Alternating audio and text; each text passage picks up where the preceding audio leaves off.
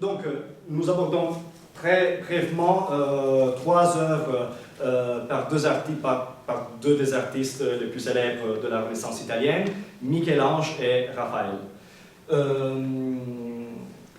La première œuvre est cette statue qui est intitulée Portrait de Laurent de Médicis.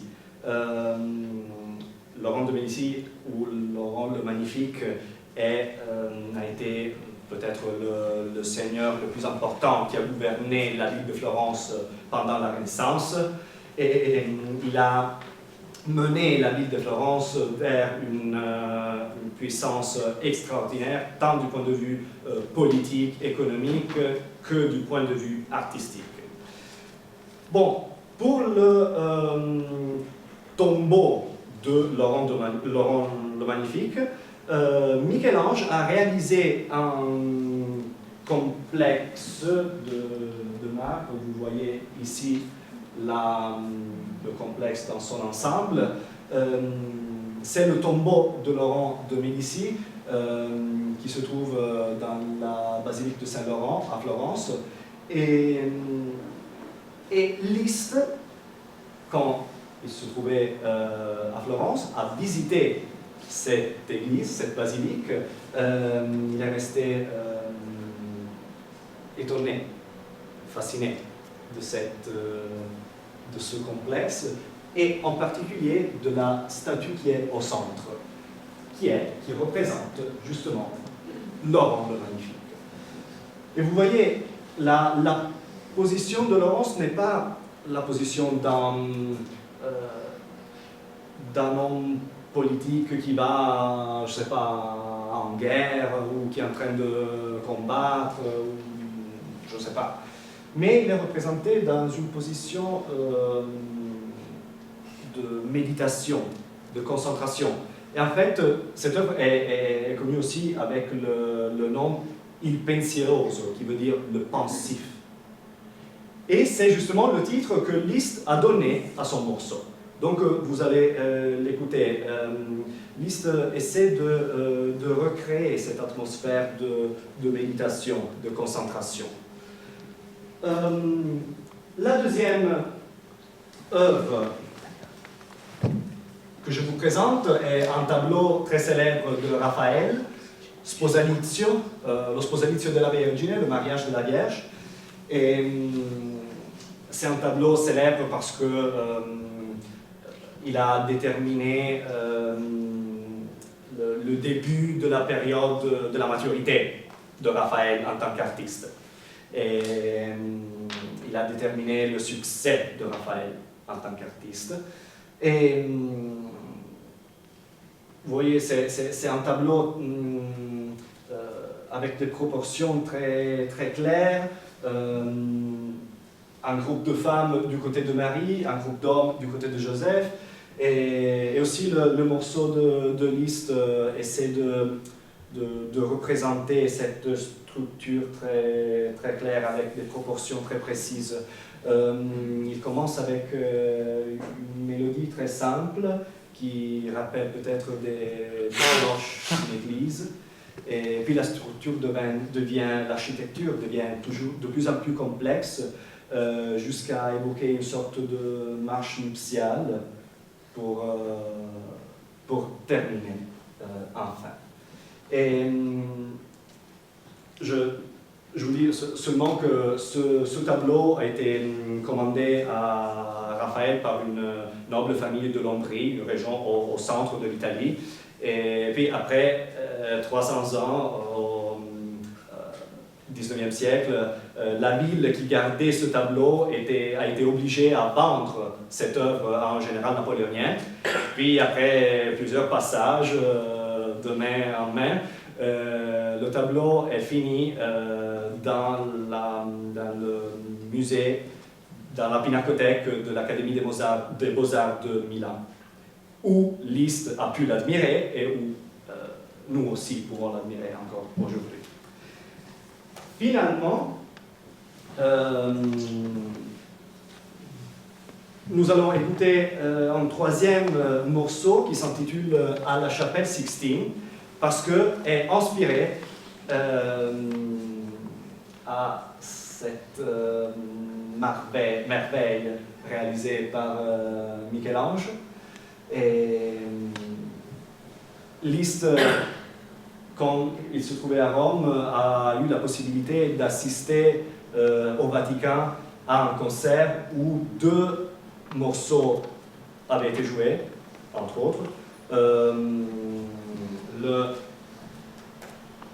Miserere de Gregorio Allegri, un compositeur précédent du XVIIe siècle, et l'Ave Verum Corpus de Wolfgang Amadeus Mozart. Liszt a repris les thèmes, les mélodies principales de ces 2 morceaux, il les a mis ensemble et il a donné la lumière à un nouveau morceau qu'il a intitulé À la chapelle Sixtine. Bon, peut-être juste pour que votre écoute soit une écoute le plus consciente que possible, bon, je peux vous faire écouter juste les premières notes de ces 2 morceaux pour voir comment Liszt les a récupérés. Bon, on va commencer par le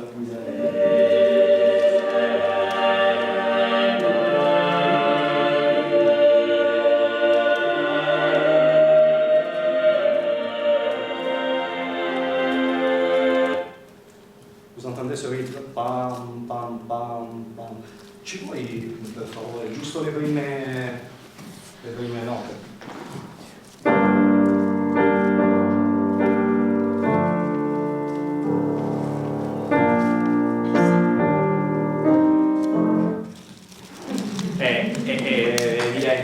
Il est évident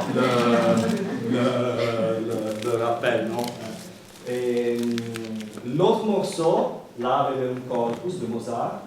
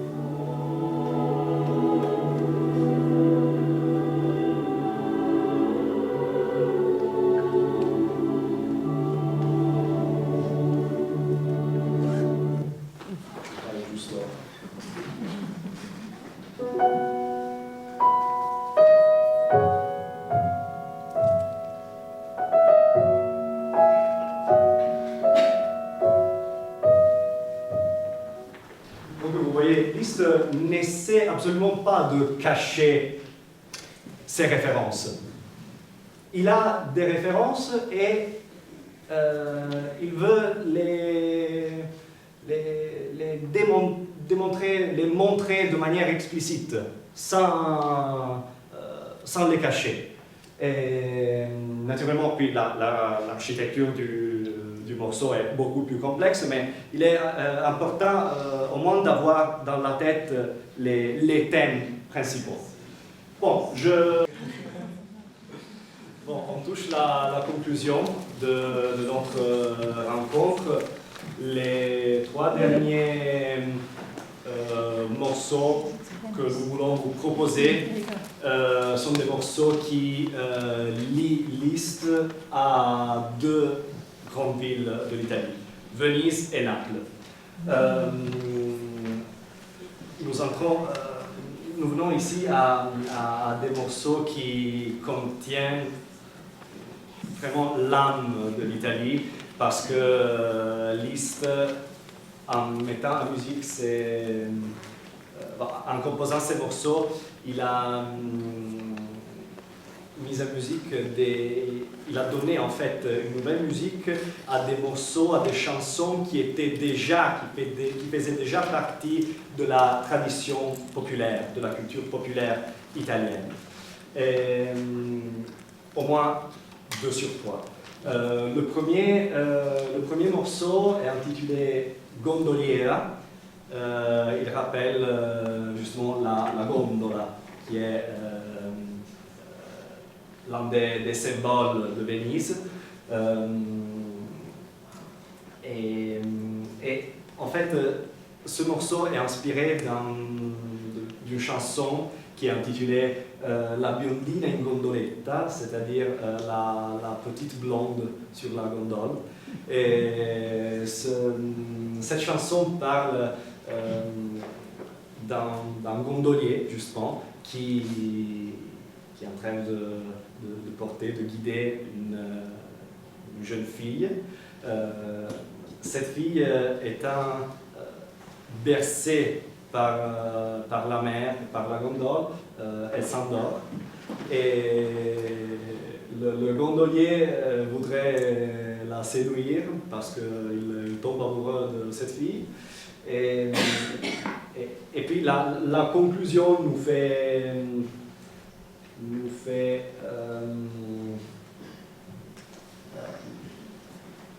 entendre que peut-être quelque chose, il ne le dit pas de manière explicite, mais il nous fait entendre que peut-être quelque chose avec cette jeune fille s'est passé. Parce qu'il dit quelle belle chose je le lui ai dite et je le lui ai faite. Donc, l'auteur nous laisse la conclusion, disons, à notre imagination. Okay? Et pourquoi je vous ai dit que ces morceaux font partie de la tradition populaire italienne? Parce que ce sont des chansons chantées encore aujourd'hui par certains chanteurs italiens. Par exemple, je vous fais entendre juste le début de La biondina in gondoletta, c'est Claudio Rita qui chante.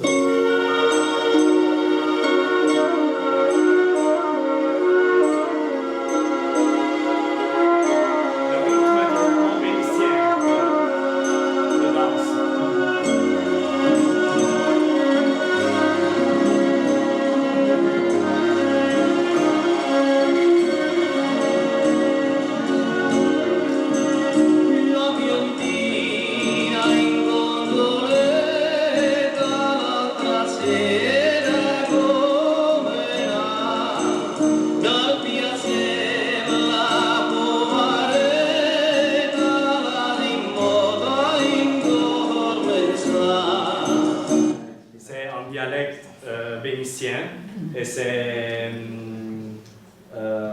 oui, le rythme è tipico della danse vénitienne. Ci vuoi accennare un attimo giusto il tema?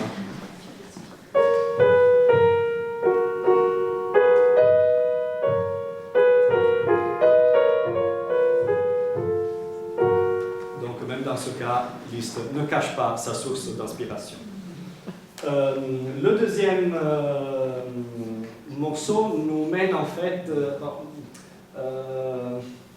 avec le deuxième morceau, nous restons de quelque façon liés à Venise, mais il nous mène déjà vers Naples, parce que c'est un morceau inspiré d'un moment contenu dans l'opéra Otello de Rossini, et un opéra composé par un théâtre de Naples, mais qui raconte l'histoire de Otello, qui était le mort qui avait battu les Turcs. Il rentre à Venise, il pense que sa femme Desdémone l'avait trahi, et il la tue, et quand il a découvert que c'était tout faux, il se tue à son tour. Tragédie. Et le moment de l'opéra auquel Liszt s'inspire est un moment dans lequel Desdémone, la femme, est dans un moment de profonde tristesse, et elle entend le chant d'un gondolier qui chante ces mots. Nessun, je l'ai ici. Voilà. Nessun maggior dolore che ricordarsi del tempo felice nella miseria. Il n'y a pas de douleur plus grande que de se rappeler des moments heureux dans la misère. Donc, anche qui. Pardon?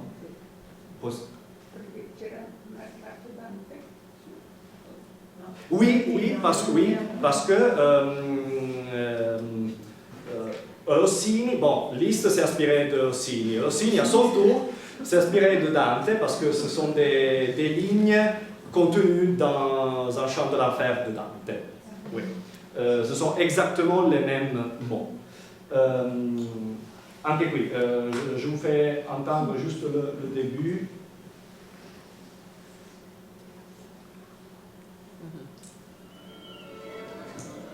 Je ne veux pas. Pardon, c'est comme ça. Voilà.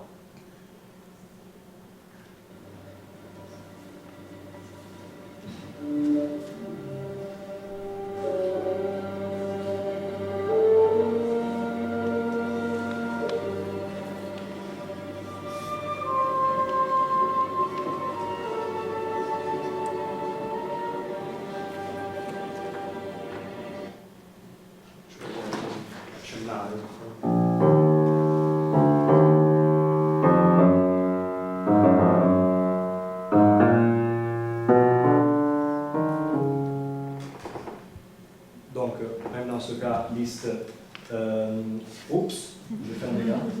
Liszt joue les mêmes notes. Et enfin, notre parcours nous mène finalement à Naples, parce que dans les années de pèlerinage, l'œuvre dont nous avons parlé jusqu'ici contient un dernier morceau, Tarantella, qui est la danse typique de Naples. Donc la première partie de ce morceau contient vraiment le rythme typique de la tarantella. Je vais vous faire juste une petite un rythme typique de la tarantelle, et très vite, très rapide. Et la dernière partie est inspirée encore une fois d'une chanson populaire napolitaine. La biondina in gondoletta était en dialecte vénitien. Ici, nous avons Fenesta Lascia en dialecte napolitain. Et cette chanson parle d'un amour d'un garçon qui tombe amoureux d'une fille, mais cette fille ne l'aime pas à son tour. Et ce garçon attend tout le temps que cette fille se montre à la fenêtre, mais finalement, elle ne se montre jamais. Et ça veut dire Fenesta Lascia, fenêtre basse, okay? En napolitain. Moi, je ne sais pas prononcer le napolitain, mais le sens est celui-là. Et finalement, ce garçon décide de ne plus l'attendre. Elle décide de commencer à vendre de l'eau. Et à ceux qui lui demandent c'est quoi cette eau-là, ils répondent c'est pas de l'eau, mais ce sont les larmes de mon amour. Et bon, je vous fais. Ici, nous avons Massimo Ranieri qui chante avec les vêtements de Pulcinella.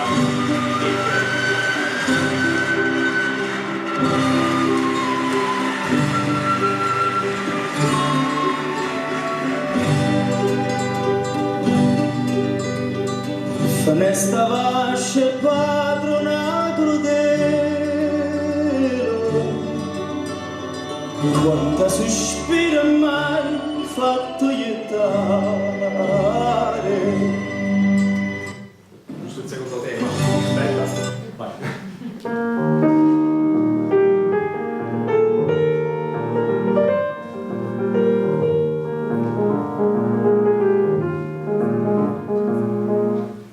Vous allez entendre dans ce morceau les deux moments. Le rythme typique de la tarentelle et le thème de cette chanson populaire napolitaine, Fenestraccio. Oui, je laisse à ce moment totalement la scène à Michele. Il va nous faire écouter les trois morceaux. Je vous laisse les textes. Et, pour ne pas l'interrompre, moi je vous salue tout de suite. Je vous remercie vraiment beaucoup de votre présence, de votre patience, de nous avoir accompagnés ce soir jusqu'ici. Et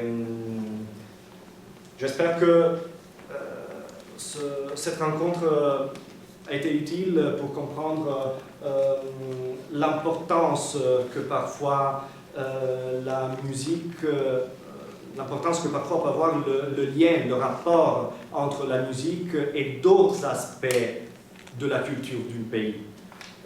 En particulier, celui de Liszt, l'intérêt de Liszt pour l'Italie s'insère dans un phénomène beaucoup plus large, parce que l'Italie a fasciné tout au long des siècles beaucoup d'intellectuels, d'artistes, d'auteurs, écrivains, etc., et d'autres compositeurs aussi. Mais même Liszt lui-même a composé d'autres morceaux inspirés d'Italie. Nous avons fait une sélection, mais il y aurait eu beaucoup d'autres choses dont on pouvait parler. Et j'espère que ça a été intéressant et ça a été utile pour démontrer comment la musique et la culture et tous les autres aspects d'une culture peuvent parfois collaborer et donner la lumière ensemble à des chefs-d'œuvre véritables. Merci, Michele.